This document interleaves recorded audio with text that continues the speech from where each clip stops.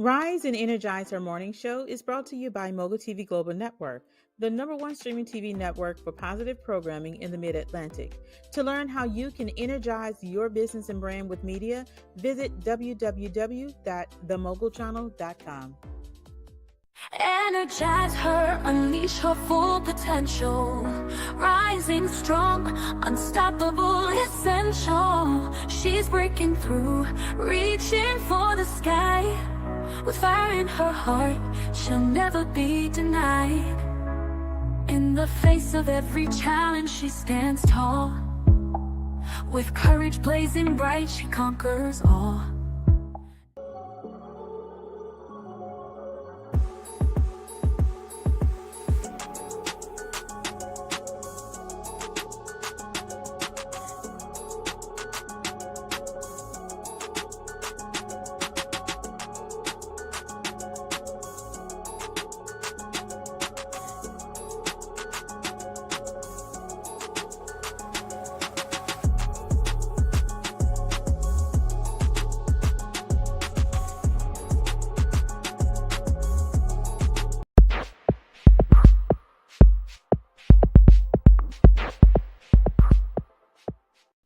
Good morning, everyone, and welcome to Affirmative Action. If you've been around for a while or you're just coming on, it's not the affirmative action associated with discrimination, but where we affirm the actions of those in our community, highlighting their achievements, highlighting what they offer to the community, and what strive and changes they are doing using the power that they have. You've heard this name before, but I am so excited and delighted today to have in person with me attorney Amina Willard, known as the People's Attorney. She is an advocate for rights. She is an advocate for making sure that those in authority do what's right. And she definitely have a heart for all of those whom she served, both in the lawyer capacity as well as in the nonprofit capacity. So we are so excited to have her with us today. And we're just going to talk and pick her brain a little bit about knowing your rights, interactions with law enforcement, interactions with the legal systems. So welcome, Amina, and thank you for being here today. Thank you for having me. Just briefly, tell us a little bit about yourself. Okay, I've been a criminal defense attorney for 25 years. When I first started in the practice, I focused on juvenile defense, and then I did adult and juvenile criminal defense, which I've been doing again for 25 years. And I'm getting into civil rights litigation right now. And I like to ask all attorneys this: what motivated you, or just briefly tell us what made you want to enter or get into the legal field? So when I was 14 years old, I saw a documentary where a guy had been in prison for about 20 years.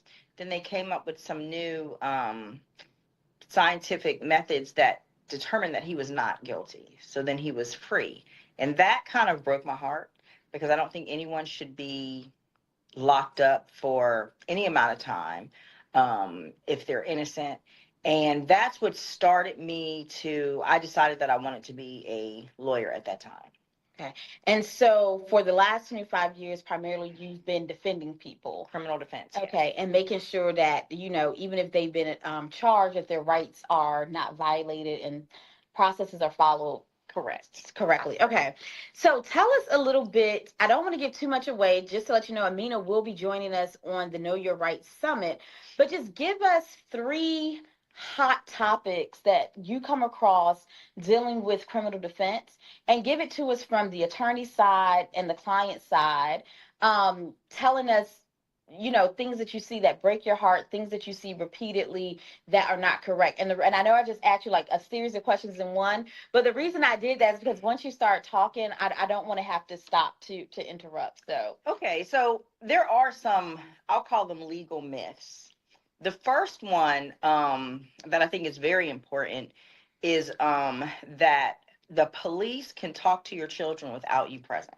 So police officers can question children without the parents present. A lot of parents don't know that.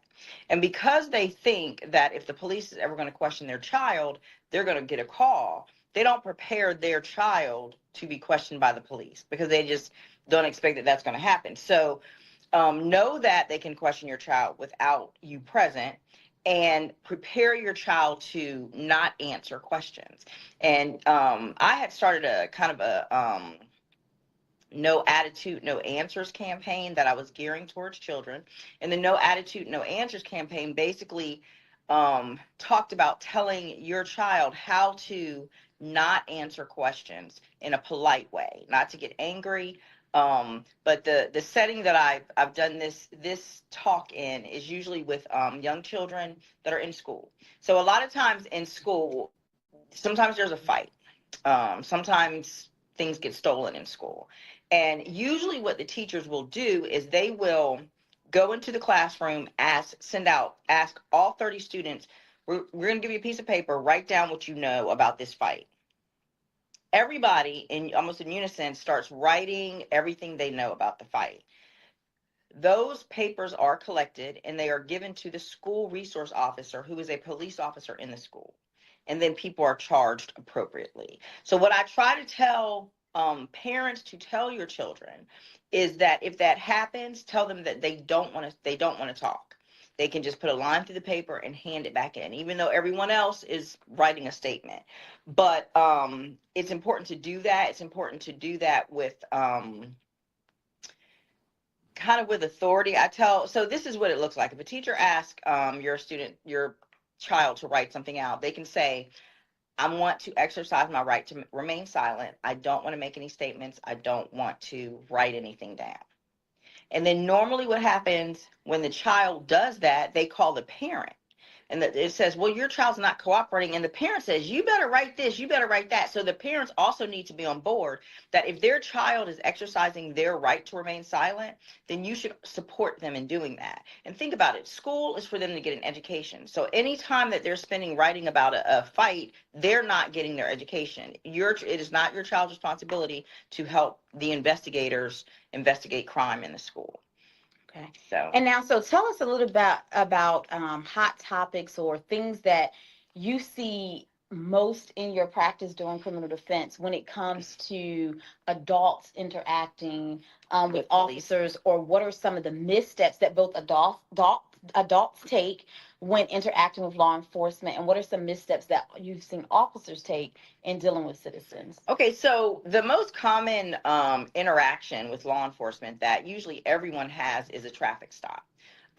When the police pull you over, they should be polite, they should be respectful. If they're anything other than that, what I would suggest is that you remain calm and polite. And respectful, but make sure you get that officer's badge number, and you can ask for that number in a polite way. You don't have to say, well, give me your badge number because, I'm going to report. You don't have to do that. Just say, okay, officer, can I have your badge number? Or you can just remember it and just write it down. Usually they're facing you, so you can see their badge information. But maintain your cool, maintain your respect for the officer. And I say that because officers have guns and they will use them. So just maybe basically survive that encounter and then file a complaint. So filing a complaint with Internal Affairs, I think it's a necessary step, but it is not the only step you should take. One of the steps you should take is to call an attorney, explain to them what the scenario is, and ask for their assistance. But when an officer pulls you over, they should be polite and respectful, and you should expect that. You should also be polite and respectful, but once they start, being angry and aggressive, you should just maintain your calm and just get through the traffic stop, file a report later, as opposed to arguing with the officer about you not speeding or anything like that on the scene. Just deal with it in court. And what advice would you give people who encounter officers who they believe are being discriminatory?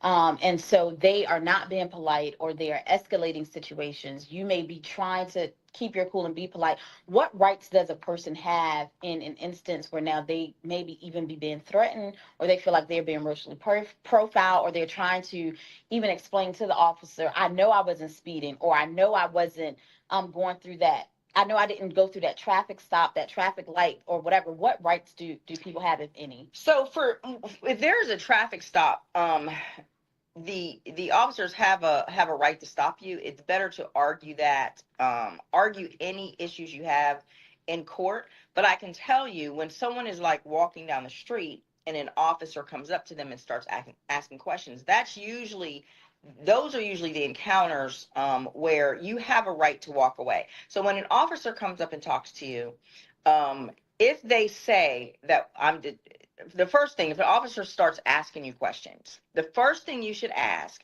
is, am I free to leave? If the officer says yes, you should immediately walk away. If the officer says yes, but I want to ask you a few questions, you should immediately walk away. If the officer says yes, but as soon as he says yes, you should just start walking away. Like, don't answer any questions. If the officer says you're not free to leave, then they should tell you. Now, they don't have to, but they should tell you, we got a call, we're investigating, whatever, and we're just detaining you. Mm-hmm. In that situation, they do have a right to detain you in order to get rid of any suspicions that they have that you could be committing a crime.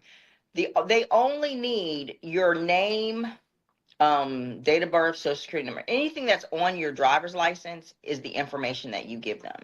If they say, where are you coming from, say, I don't, with all due respect, I don't want to answer any questions. Well, why can't you tell me where you're coming from? You got something to hide? With all due respect, I don't want to answer any questions. If they ask, is the person you're with, is that your sister? With all due respect, I don't want to answer any questions. So the reason I say that is because once they start asking questions, let's say you came from your cousin Brian's house, and Brian, like an hour ago, before you got there, did something that you have no clue what he did. If they say, do you know someone named Brian? And you do, your first response is going to be, yes, that's my cousin. Your answer should be, when they say, do you know Brian? With all due respect, I don't want to answer any questions. So just trust me. If you're having if you have a forced interaction with the police, it should be limited. Only give them your identifying information, and that's it. And so for our viewers, again, you will be able to get more information in the upcoming Know Your Rights Summit. So, Amina, for one last question, just if people who, don't have a lot of time, they're not attorneys, nobody's going to sit in a law library, is there any guide or database that you would recommend people just to generally familiarize themselves with, to know their rights, the do's, the don'ts, the can and the cannots? So I'm going to give you my website. I do have some brochures up there. They're not like bullet points, but it tells you about your rights. So it's www.aminalaw.com. Also, Legal Aid has, am I thinking of Legal Aid? I think they have some. I'll have to get you all some links. I'm sorry, ACL. If you Google ACLU, that's what I'm thinking of. Okay. The American Civil Liberties Union. Google ACLU, and they have a number of, they have cards that you can print out and get. So they have a number of resources. Okay. So that's awesome information. And in the times that we're living in, with all the changes or continued things that's happening in the justice area, having this information is very important. So we really do thank you for coming in, and we look forward to you being able to elaborate even more and take live questions during the upcoming Know Your Rights Summit. Thank you. I look forward. So everybody, have a wonderful Wednesday. Enjoy the rest of your week. And as always, do what you need to do to stay motivated, to stay grounded, and to stay mentally clear. It's Wednesday. We only got a few more days to go. Enjoy your week, and we will see you here next Wednesday on Affirmative Action.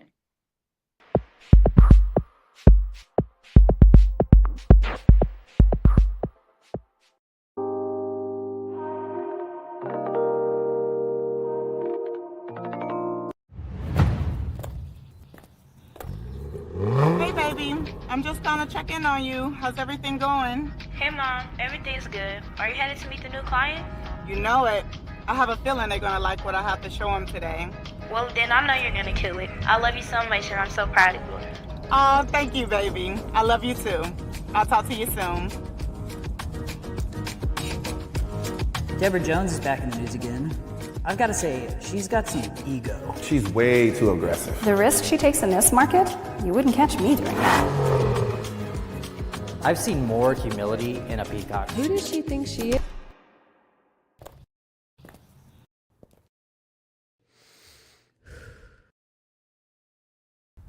Deborah's integrity and honesty shine through in every transaction. Her dedication to the client is unmatched. She is really a visionary, always one step ahead in the market trends. You'll never work with a more dedicated and resilient agent. I love you so much, and I'm so proud of you. Hi, I'm Deborah Jones, broker owner of Dominaire Realty. My mission is to elevate your real estate experience through personalized solutions guided by integrity. So call me. Now is your time to shine.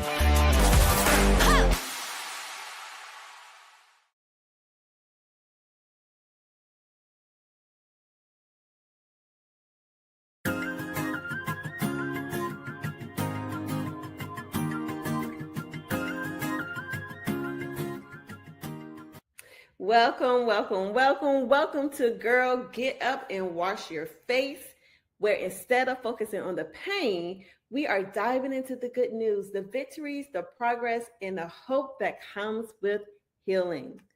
Today, I have a special announcement that's going to be tied into my topic for today's segment, and I went to title this Love Reimagined.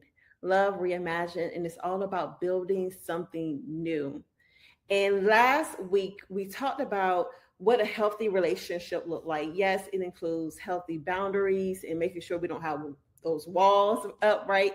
But let's go a little bit deeper today, like what love is not and what love is, okay? Love isn't building up fear. It's not about control. And it's not about a constant uncertainty. Love doesn't require you to shrink yourself to fit someone else's expectations. And when I think about the constant uncertainties, I think about those situationships that a lot of us find ourselves in at our big age, right? Because somebody don't know what they want. They say, let's just go with the flow. Let's just see where this goes. But if you have a goal, whether it's marriage, a long-term relationship, we're not going with the flow. Okay, ladies, we're not going with the flow. They got to know what they want. Okay. So what does love look like? It's mutual respect, trust, emotional stability, and not just stability, but emotional safety. Like, ask yourself, do I feel safe with this person? Not just if someone was to come up and try to rob me, does he have my back? But do I feel safe enough to talk to this person about my feelings? To talk to him about when I'm feeling down? Or even tell him when he's wrong. Like, if you can't tell your man or someone you are dating that he did something to hurt your feelings out of fear of how he's going to respond, that's not love. But love is a partnership between two people that's going to be able to pour into each other and not just take. Yes, relationships require giving, but it also requires taking on both ends. And I love just the scripture from 1 Corinthians 13 through 4 through 7 that talks about love, but love is patient, love is kind. Look that up when you have some time. Look up 1 Corinthians 13 verses 4 through 7, and it gives you a breakdown of what love is. Love is going to require wisdom. And where do we get this wisdom from? We get wisdom from our experiences from past relationships, and understanding that we sometimes have to shift our perspective on what love is. Because love isn't just about feelings, it's about our values and alignment. And so that's why it's so much more than the outside surface of, oh, is he cute? Does he have money? Does he have a good job? No. Does he have good values? Do you share similar values and morals? Are you aligned with each other? Can you consider him to be your purpose partner? the wisdom that we get from these past experiences, it teaches us, is this something that I can live with or not live with? Is this something that I can tolerate in my life with my family? And for those of you who are trying to start over, if you have children, it's no longer just about you, but it's also about your children. Okay? So, how do you prepare your heart for what's next? You have to be emotionally ready. Taking the time to heal, taking the time to release those things from the past. We talked about emotional baggage a couple of weeks ago. Have you opened up that bag to deal with those emotions one by one to heal? Because the truth is, we don't want people to bleed on us because of their past pain and their past hurts, but we also don't want to bleed on someone else. Is there a spiritual alignment for yourself? Are you seeking love that aligns with your faith and values? Because it can be cute in the beginning, but when the honeymoon phase is over, you got to get past the surface level conversations. Being able to see if you have things in common. So my homework assignment for you today is for you to write your love vision. What kind of partner do you desire? Not just in looks, but also in character. How do you want to feel in your next relationship? And what will you bring to the table? So remember I said I had an announcement, right? My announcement for today is I am working with a dating coach. Her name is Alicia Bennett. And we are working on an anthology book called Love Reimagined. Yes, Love Reimagined. I am so excited about this book. And so we are looking for those individuals, not just individuals, but couples too, who want to share their experience about how love has been transitioned for them, that it doesn't look the way that we expect love to look. And so if you feel like you are one who wants to share your story, then this is definitely the time for you to reach out to me, okay? Because you can share your story, your journey of love, growth, and healing with the world. And we are seeking these individuals and couples to contribute to this anthology. Love Reimagined, stories of transformation, healing, and connection. So reach out to me, danawatson.elevate, ELEV, 8TE @gmail.com, or find me on social media, Coach Dana W, Dana Barnett Watson on Facebook. And it's time for you to share your story. It's time for you to write your story. And so I hope you will join us. So girl, get up and wash your face and thank God that you get another chance to rise, reclaim, and renew your strength. Take care, everyone.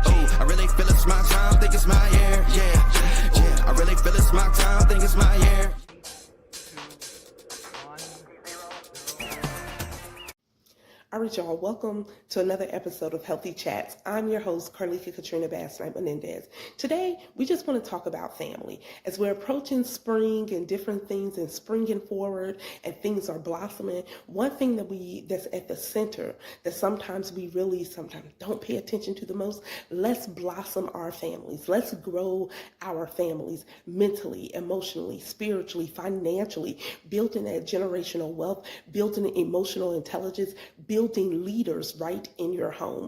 And so here's some tips that I just want to share with you. One, we often hear that family over everything. Family is everything. And the reality of it is there are a lot of broken families. There are a lot of families who are not speaking to each other, holding unforgiveness, angry, not speaking. And we hear all the time, and you may even been one of the people that say that life is short. Well, if we really believe and know that life is short, why are we at so many odds and so separated in our families? So as we're springing forward and things are blossoming all around us, take time to pour into your family. Take time to have meaningful, effective conversations. Take time to learn how to communicate effectively. I was having a discussion because I am back home with my family, and some of you all may know I travel for work, and so there are times that I'm gone months at a time, right? Similar to people who are on deployment and different things. And so where your family dynamics is changed up, right? And so as I came back home and different things, excited to be around family, it's a transition for all of us, a transition to be home for 30 plus days consecutively, right? After being out for a minute. But nevertheless, what do we have to do? I have to understand everyone has a routine. Depending on the dynamics, if you have toddlers, if you have young adults, or you have teenagers, your demands, the needs are different in your household. So when my children were younger, yes, I cleaned, I cooked, I did all of those things. But now I don't have to do all of those things, right? They meal prep, they have their own agendas. One thing about it though, one agenda that we want to keep and be effective is praying together, praying individually. And so a lot of times, some things that we may be complaining about, there's someone out there yearning and wishing that they could do that, right? Due to a death, or just due to separation, or due to not being in the best place with their relationship, whether that's with parents and children or siblings or whatever that may look like. But one tip I want to share with you is pray together, right? Individually, you can pray individually, right, with individual members in your family, and then take time to pray collectively. Take time to put the phone down, right? Take time to get off of social media. Take time to really be in the present moment with your family. And I know all of us are most of us are guilty of, we watch TV, we have the phone, we're talking, we have the phone, but really being in the moment, because one thing for sure, once our family members are gone, those moments will only be memories. And what will your memories be? Will it be that while they was talking to you, whether it was something important, were you dismissive to them? Did you just try to justify your actions? Were you really actively listening when they were talking? Or what will your memories be that I was engaged, I was emotionally connected? And that's one thing that we're seeing a lot of, where family members, even inside the homes, people are not emotionally connected. There's an emotional disconnect, right? And so if you know that is an area in your life, let's have a discussion with your family. It's far for me to even understand how people are not able to communicate, right? Communicate their feelings in a safe space. This is how your atmosphere in your home, and when you're around your family, this should be a safe haven. And I know I'm not oblivious to that. That's not everyone's story. That's not everyone's testimony. But are you going to keep the generational brokenness and let it just keep going? Or are you going to be the person that stands up? Are you going to be the person that says, stop, no more. I'm not going to do this to my children, what was done to me, and then what was done to your parents? Or are you going to break the cycle? Or are you going to be a part of the cycle that just keeps repeating the same behaviors over and over again? And I get it. We're going to be hurt sometimes. I've been hurt by family members, whether it was words, whether it was actions, or the lack thereof of keeping a word, right? I've been on the end where I've hurt members of my family members as well with something that I said, whether it was intentional or unintentionally, right? But the point is, it affected them, it hurt them, but I didn't stop there. I did not just say, oh, let me justify, let me give you a reason, because we know right from wrong. And so when you know right from wrong, any justification for wrong is not even a justifiable. Let's just be real. When someone hurts you, you're not trying to hear their reasoning. Just take accountability. So some things that I've done, even in my own family, that I continuously do, I'm quick to repent. I'm quick to ask for forgiveness. I'm quick to say, hey, this was the problem. Let's talk it out. Let's get a solution. Let's get a solution. And yes, you may have your journey that you have to go through therapy, counseling, whatever, take time out. And maybe you're not in a place to have certain conversations, but when would you be in a place? Or are you choosing to just be stagnant? And so family is everything.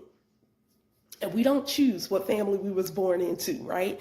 But what we do get an opportunity to choose is how we move every single day, how we interact every single day, how we create moments and memories, how we create movements within our families. How do you create, what is the movement that you're creating in your family?